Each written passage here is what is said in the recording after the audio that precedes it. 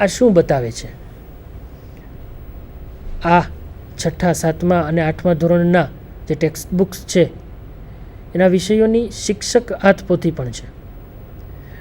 શિક્ષક હાથપોથીનો અભ્યાસ કરતાં ખૂબ સારી રીતે ખ્યાલ આવશે કે એક એક પ્રવૃત્તિના અંતે એક એક હેતુ સિદ્ધ થાય છે કે કેમ એ જોવાનું કામ શિક્ષકનું છે.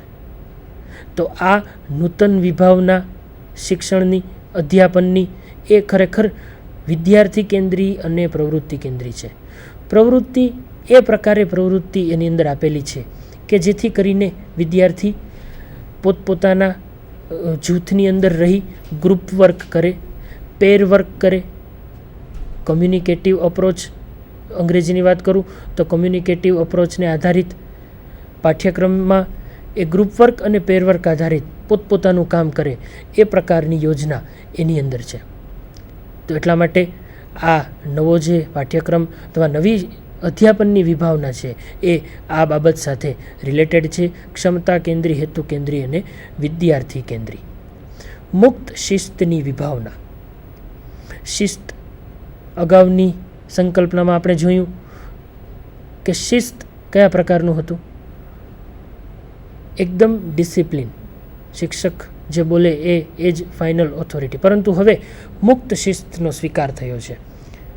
શિસ્ત એ એક શાળાની અને એક સારી સંસ્થાની સારી બાબત શિસ્ત હોવું જ જોઈએ, પરંતુ લાદેલું શિસ્ત નહીં, જડતા નહીં. હવે અત્યારે એ પરિસ્થિતિ અધ્યાપનમાં અમુક અંશે સ્વીકારવામાં આવી છે, એટલે કે મુક્ત શિસ્તનો સ્વીકાર થયો છે. શિક્ષકની બદલાયેલી ભૂમિકા. અત્યારના શિક્ષક એમણે શું થઈને રહેવું પડશે? અત્યારના શિક્ષકે ફેસિલિટેટર, ગાઈડ, ફ્રેન્ડ એ પ્રકારની ભૂમિકા ભજવવાની છે. શિક્ષકે ઇનિશિએટર તરીકેનું કાર્ય પણ કરવાનું છે. એટલે કોઈ પણ કાર્ય વિદ્યાર્થી કરે એ પહેલાં શિક્ષક એ કાર્ય કરે. શિક્ષક એ કાર્યની શરૂઆત કરે ત્યાર પછી દરેક વિદ્યાર્થી એ પ્રવૃત્તિમાં જોડાય, એ કાર્ય કરે. આ કાર્ય એનું ઇનિશિએટર તરીકેનું કાર્ય છે. શિક્ષકની ભૂમિકા આપણે જોયું એ મુજબ કે હવે પ્રવૃત્તિ વધારે છે, વિદ્યાર્થીઓને વધારે એંગેજ રાખવાના છે અલગ અલગ ગ્રુપ વર્કમાં, પેર વર્કમાં અને અન્ય અભ્યાસક્રમ સંબંધિત બાબતોમાં. તો આની અંદર શિક્ષકે સારા ઓબ્ઝર્વર તરીકે, યોગ્ય મૂલ્યાંકનકર્તા તરીકે કામ કરવાનું છે. એ પ્રકારની શિક્ષકની ભૂમિકા હવેની નૂતન અધ્યાપનની વિભાવનામાં સ્પષ્ટ થતી આવે છે.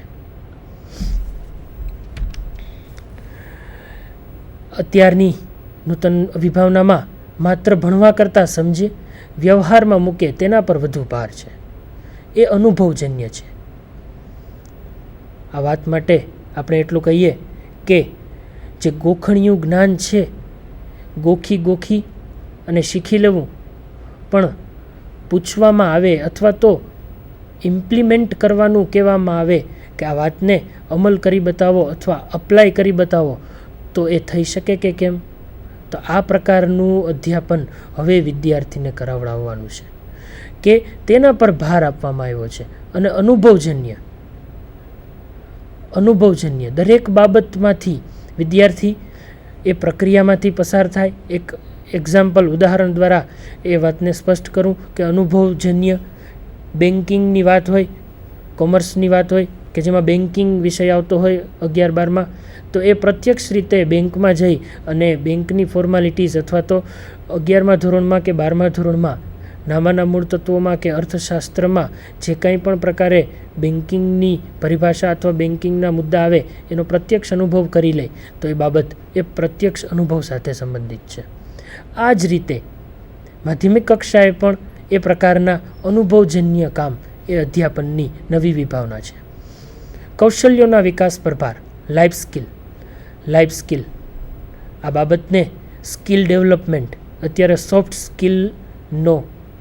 સ્કિલની એજ છે, તો આ એજની અંદર વિદ્યાર્થી પાછળ ન રહી જાય એ બાબત પણ ખૂબ સમજવા જેવી છે. વિવિધ અધ્યાપન પદ્ધતિઓ, કેસ સ્ટડી, નિરીક્ષિત અધ્યાપન, કમ્યુનિકેટિવ અપ્રોચ, અધ્યાપન પદ્ધતિઓની વાત કરીએ તો ક્યાંય અટકાય એવું છે જ નહીં. ઘણી બધી વાતો આપણે કરી શકીએ, પરંતુ મારે માત્ર અગત્યની વાત થોડી જે કરવી છે અધ્યાપન પદ્ધતિમાં કેસ સ્ટડી. કેસ સ્ટડી સામાન્ય રીતે આપણી પ્રણાલી મુજબ આપણે અપર લેવલે પીજી લેવલ પર આ કામ કરાવીએ છીએ કે કેસ સ્ટડી આ બાબતનો કરી આવો, સંશોધનનો વિષય કરી આવો. પણ યુરોપમાં આ બાબત શાળા કક્ષાએ પણ મૂકવામાં આવી છે. આ નૂતન વિભાવનાનું સ્વરૂપ અધ્યાપનનું છે. કમ્યુનિકેટિવ અપ્રોચ, અંગ્રેજી ભાષા શિક્ષણની વાત કરીએ તો કમ્યુનિકેટિવ અપ્રોચ, કમ્યુનિકેટિવ આસ્પેક્ટ્સને ધ્યાનમાં રાખી અને અલગ અલગ ગ્રુપ પ્રમાણે વિદ્યાર્થીઓ વાતચીત કરી શકે એ પ્રકારનો અપ્રોચ આ શિક્ષણમાં મૂકવામાં આવ્યો છે, આ અધ્યાપન પદ્ધતિમાં મૂકવામાં આવ્યો છે કે જેથી કરીને વિદ્યાર્થી સારામાં સારી રીતે શીખી શકે.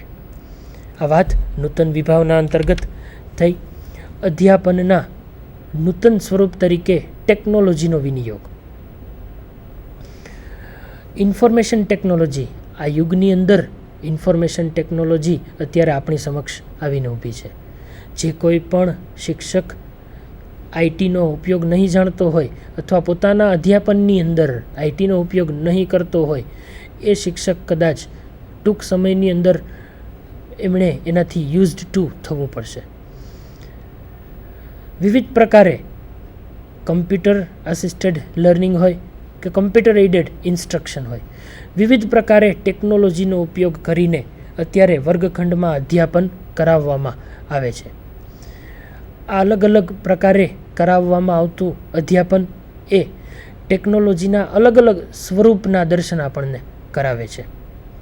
આપણી શાળા કક્ષાએની વાત કરીએ તો પાવર પોઈન્ટ પ્રેઝન્ટેશન દ્વારા જે કંઈ પણ પ્રકારે વિદ્યાર્થીઓને વિષયવસ્તુ એનિમેશન દ્વારા, પિક્ચર્સ દ્વારા કે વિડીયોઝ દ્વારા નવા બનાવવામાં આવે છે અથવા તો વધારે સ્પષ્ટ અને તાદૃશ્ય બનાવવામાં આવે છે એ વાતને ખૂબ સારી રીતે આપ સૌ જાણો છો. એટલે અત્યારે ટેકનોલોજીનો વિનિયોગ ખૂબ પ્રમાણમાં થઈ રહ્યો છે. જૂથ અધ્યાપન, ટીમ ટીચિંગની સંકલ્પના, આ સંકલ્પના વિદેશની સંકલ્પના છે. ઘણા સમય પહેલાંની આ જૂની સંકલ્પના છે, પરંતુ ટીમ ટીચિંગ એટલે કે અધ્યાપકો કે શિક્ષકો પોતપોતાની અલગ અલગ પદ્ધતિથી એક જ વિષય વસ્તુ ભણાવે એ પ્રકારે જે કંઈ પણ અધ્યાપન થાય એ ટીમ ટીચિંગ થાય. ટીમ ટીચિંગના પણ અલગ અલગ પ્રકાર છે. એટલે કે એક જ વિષય વસ્તુ 5 કે 6 શિક્ષકો કે અધ્યાપકો એ અલગ અલગ પદ્ધતિથી ભણાવે, પછી એક યુનિટ, એક ઇન્ટિગ્રેટેડ યુનિટ આખો કે જેમાંથી વિષય વસ્તુના કટકા કરી નાખવામાં આવે, એટલે કે થોડા થોડા વિભાગ કરી નાખવામાં આવે અને અલગ અલગ શિક્ષકો અલગ અલગ પદ્ધતિથી એ મુદ્દાઓ સમજાવે. એ પણ ટીમ ટીચિંગની સંકલ્પના છે. તો આ પ્રકારની સંકલ્પના પણ હાલ આપણે નિહાળી શકીએ છીએ. ટીમ ટીચિંગ, જૂથ અધ્યાપન, ભાષા પ્રયોગશાળા, લેંગ્વેજ લેબ. લેંગ્વેજ લેબનો કન્સેપ્ટ અત્યારે મુખ્યત્વે ઇંગ્લિશ લેંગ્વેજ ટીચિંગમાં વધારે જોવા મળે છે. ભાષા પ્રયોગશાળાનું કામ શું છે?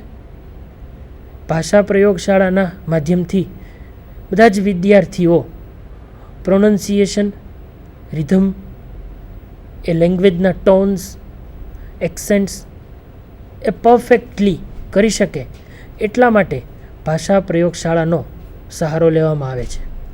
ભાષા પ્રયોગશાળા અત્યારે મોટાભાગે ઘણી બધી કોલેજીસની અંદર કાર્યરત છે અને એ ખૂબ સારી રીતે વિદ્યાર્થીઓ તેમનો લાભ લે છે. મારા મતે બધા જ વિષયોની અંદર કંઈક આવી નવી વાત ભાષાને લગતી કે ભાષાનું જે સ્વરૂપ ઓરિજિનલ છે એ સ્પષ્ટ કરવાની ટેકનિક્સ આવી જાય તો બધી જ ભાષાઓની અંદર ખૂબ સારી રીતે કામ થઈ શકે. મોડેલ્સ ઓફ ટીચિંગ, અધ્યાપન પ્રતિમાન. અધ્યાપન પ્રતિમાન માટે વાત કરું તો એ એક પ્રકારની એવી યોજના છે કે જેની અંદર વિષય વસ્તુને મૂકવામાં આવે છે અને અલગ અલગ તાદૃશ્ય સ્વરૂપે આપણે જેમ મોડેલ્સ, એક ઉદાહરણ કહું તો બિલ્ડિંગ કન્સ્ટ્રક્શન કરતા વ્યક્તિ જે બિલ્ડિંગ બનાવે એ પહેલાં કોઈ મોડેલ બનાવી અને ખડું કરે એમની નજર સમક્ષ, એ જ રીતે અધ્યાપનની નવી નવી યોજના મૂકવા માટે અલગ અલગ મોડેલ્સ બનાવવામાં આવી શકે છે. એક જ વાત કરવી છે એડવાન્સ ઓર્ગેનાઇઝરની. એડવાન્સ ઓર્ગેનાઇઝર એ એક ટીચિંગ મોડેલ્સનું એક ઉદાહરણ છે. આસુબેલ દ્વારા આ ટીચિંગ મોડેલ છે એ બનાવવામાં આવ્યું છે. એની વાત કરું તો એની અંદર એ પ્રકારની યોજના છે કે વૈજ્ઞાનિક અભિગમથી પૂર્વજ્ઞાન આધારિત વિદ્યાર્થીઓને નવો મુદ્દો પૂર્વજ્ઞાન સાથે જોડી અને એમના લેવલને, એમના સ્તરને ધ્યાનમાં રાખી અને ભણાવવામાં આવે. એ પ્રકારની વાત ડેવિડ આસુબેલે એડવાન્સ ઓર્ગેનાઇઝર મોડેલ દ્વારા કરેલી હતી. નૂતન વિભાવનાની છેલ્લી વાત મારે કરવી છે. CBCS કોલેજ કક્ષાએ ચોઇસ બેઝડ ક્રેડિટ સિસ્ટમ, એટલે કે કોલેજ કક્ષાએ અધ્યાપન કાર્યની અંદર વિદ્યાર્થીઓને પસંદગી મળે છે વિષયોની પસંદગી, એટલે કે આર્ટ્સ સ્ટ્રીમનો વિદ્યાર્થી એક one of the subordinate subjects, he can go for maths, he can go for science, ગૌણ વિષય તરીકે આમાં પણ જઈ શકે, પછી એ યુનિવર્સિટીની અને કોલેજની અનુકૂળતા પ્રમાણે. તો એ પ્રકારની વ્યવસ્થા અધ્યાપનમાં અત્યારે નૂતન સંકલ્પના છે. શાળા કક્ષાએ સેમિસ્ટર સિસ્ટમ આપણે જોઈ શકીએ છીએ હાલથી 10મા ધોરણમાં ફોર્મેટિવ સમેટિવ અસેસમેન્ટનો કન્સેપ્ટ. રચનાત્મક મૂલ્યાંકન, આની અંદર શું કરેલું છે તો 30 માર્ક્સ ઇન્ટરનલ, 70 માર્ક્સ બોર્ડની પરીક્ષાના. તો એ પ્રકારે શાળા કક્ષાએ પણ 6ઠા, 7મા, 8મા, 9મા, 10મા સુધી સેમેસ્ટર સિસ્ટમ અમલી થઈ ગઈ છે. વિજ્ઞાન પ્રવાહમાં તો એ અમલમાં છે જ. વેબ બેઝડ ઇન્સ્ટ્રક્શન, વેબ આધારિત અધ્યાપન, વેબસાઇટ www વેબસાઇટનો સહારો લઈ અને ખૂબ સારી રીતે અધ્યાપન કાર્ય, એ વન વે હોય પ્રોસેસ કે 2 વે પ્રોસેસ હોય, એ પ્રકારે ઇન્સ્ટ્રક્શન, એ પ્રકારે અધ્યાપન કાર્ય થઈ શકે છે. અધ્યાપનની વૈયક્તિક પ્રણાલી, પર્સનલાઇઝ્ડ સિસ્ટમ ઓફ ઇન્સ્ટ્રક્શન કરીને એક પ્રકારનું મોડેલ છે કે જેની અંદર વિદ્યાર્થી સ્વ મહેનતે પોતે જ આગળ વધે છે અને એ મોડેલની અંદર શિક્ષક ટ્યુટર અથવા તો પ્રોક્ટર તરીકે ઓળખાય છે. આ વૈયક્તિક પ્રણાલીની અંદર એની વિશેષતા એ છે કે એ સ્વગતિએ આગળ જાય અને પોતાની રીતે જ એ બાબતનું એમણે જે શીખેલું છે એનું મૂલ્યાંકન કરે. આ બધી બાબતો શિક્ષણની નૂતન વિભાવના સાથે સંલગ્ન છે. તો આ વાતને શિક્ષણની જૂની અને નવી સંકલ્પના, અહીંયા આ વાતને આપણે પૂર્ણ કરીએ છીએ. Thank you.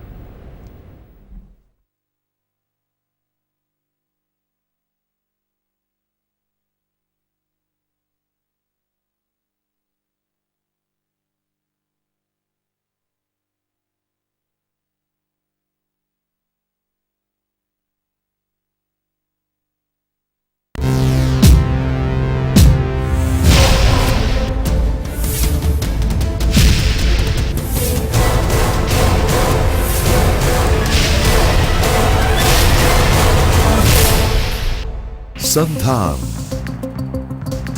All Gujarat Integrated Classroom. સેટેલાઇટના માધ્યમથી જોડતી કડી એટલે સંધાન.